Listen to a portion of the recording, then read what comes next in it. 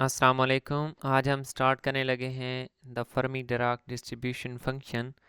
इसकी हम डेरिवेशन करेंगे। पिछले लेक्चर में हमने क्या है बोर्ज-आइंस्टाइन डिस्ट्रीब्यूशन फंक्शन की डेरिवेशन की थी। सेम वही प्रोसेस है, उसी एग्जांपल को लेकर चलेंगे और सेम उसी प्रोसेस से इसकी डेरिवेशन करेंगे और देन उनका कंपैरिजन भी करेंगे। ठीक है, तो सबसे पहले हमने क्या है दो प्राइम सिस्टम्स लिए थे, एक अनप्राइम और एक प्राइम सिस्टम। अनप्राइम सिस्टम कौन सा था जिसको हमने एग्जाम्पल में भी सॉल्व किया था, ठीक है। और प्राइम सिस्टम कौन सा है जिसमें से हमने एक आर्बिट्रेरी लेवल से एक पार्टिकल रिमूव कर दिया था। आर्बिट्रेरी लेवल कौन सा लिया था, 2। आप देखें आर्बिट्रेरी लेवल अगर मैं 2 ले रहा हूँ तो 2 यहाँ पे मैक्रोस्टेट 2 पे एक पार्टिकल था, उसको मैंने रिमूव कर दिया। 4 पे 3 थे, उनमें से एक रिमूव किया, 2 बाकी बचे। 5 पे 2 थे, उनमें से एक रिमूव किया, कितने बचे बाकी, एक।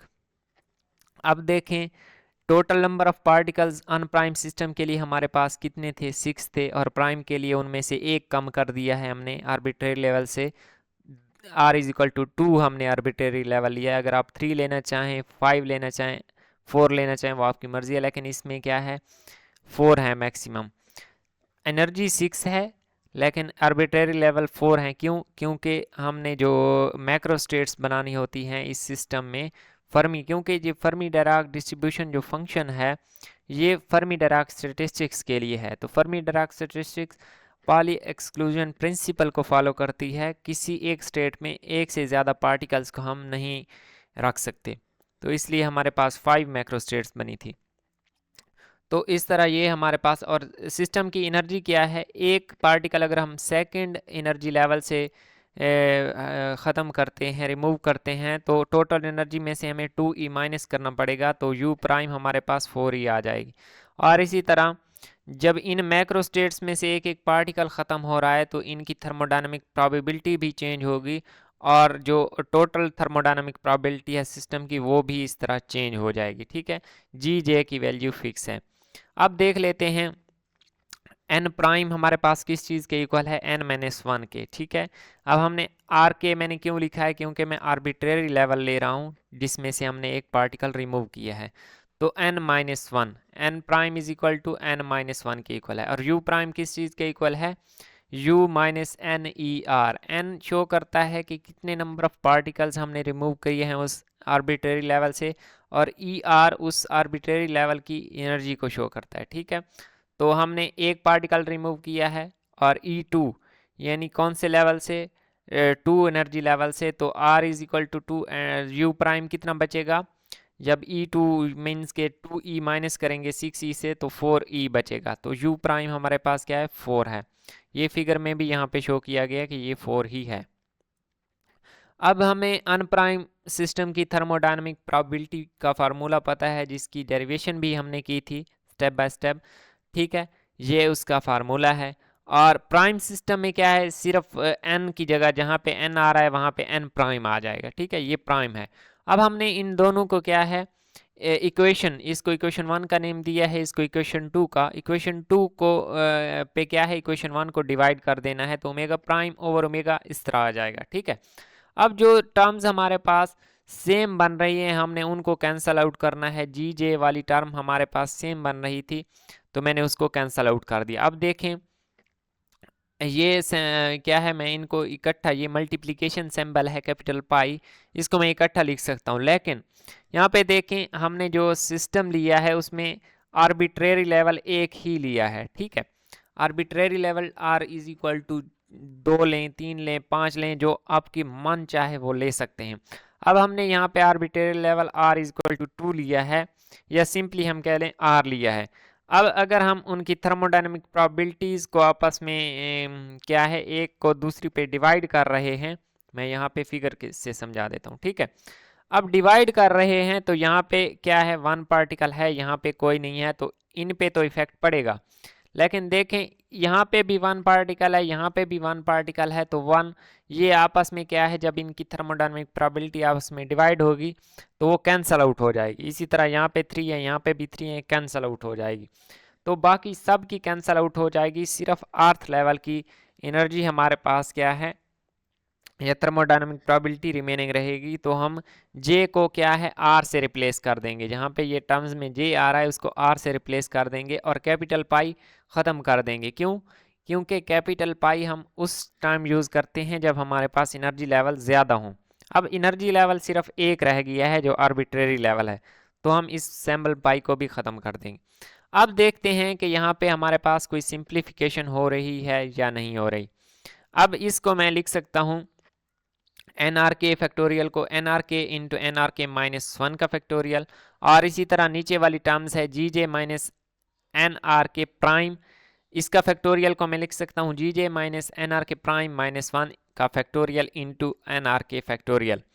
अब यहाँ पे देखें एन आर के प्राइम किस चीज़ के इक्वल है, एन आर के माइनस वन, और एन आर के माइनस वन यानी कि एन प्राइम के इक्वल है। इसका फैक्टोरियल किस चीज़ के, इसका फैक्टोरियल है, तो नीचे भी सेम यही चीज़ मौजूद है, तो इसको मैं कैंसल आउट कर सकता हूँ।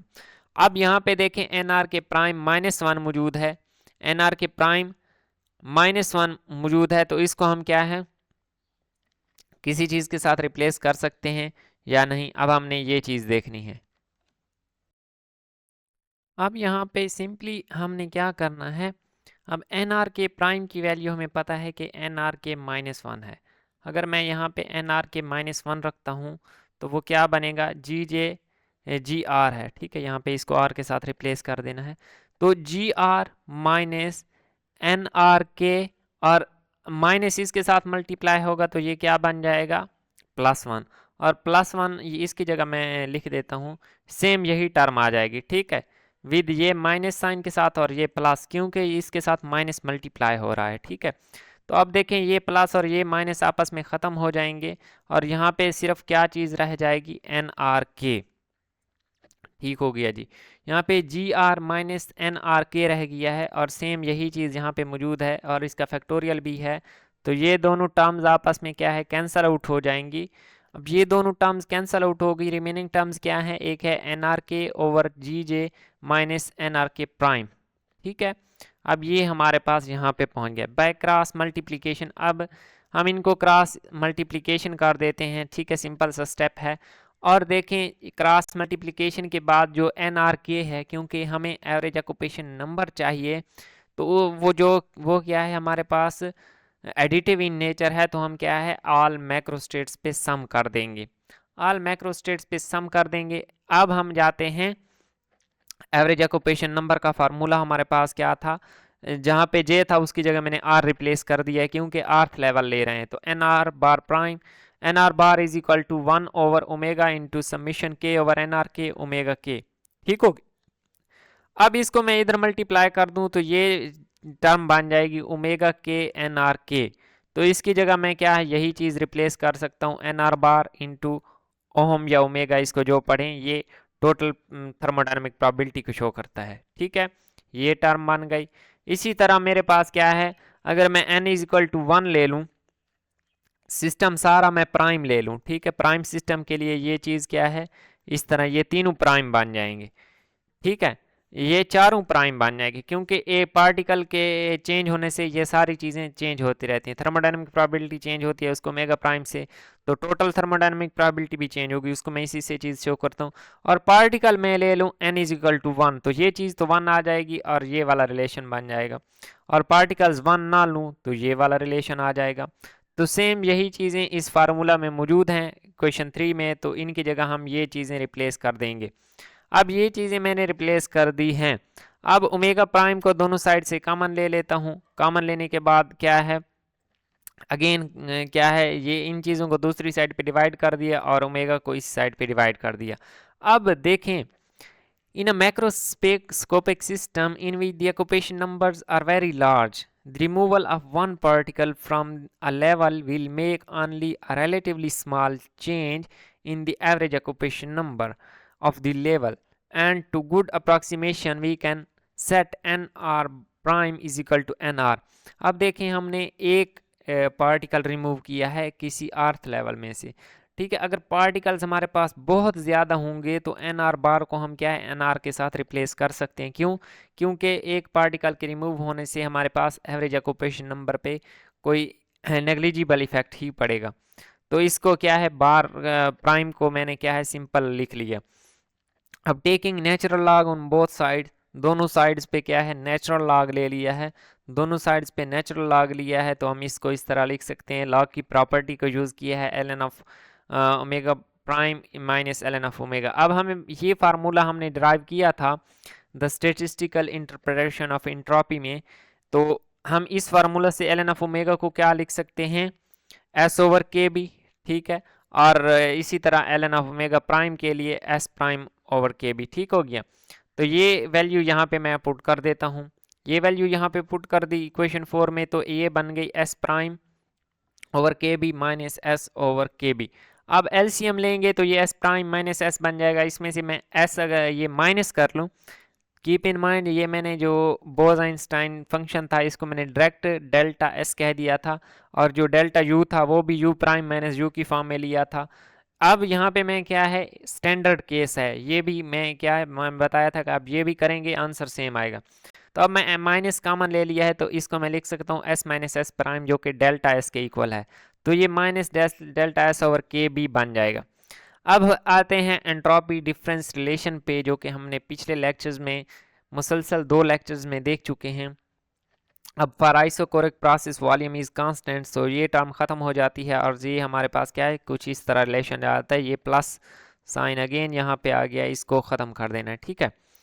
अब यहाँ पे आते हैं delta S is equal to delta U minus mu delta N over T. अब डेल्टा यू हमें पता है कि यू माइनस यू प्राइम होता है और delta N N minus N prime होता है।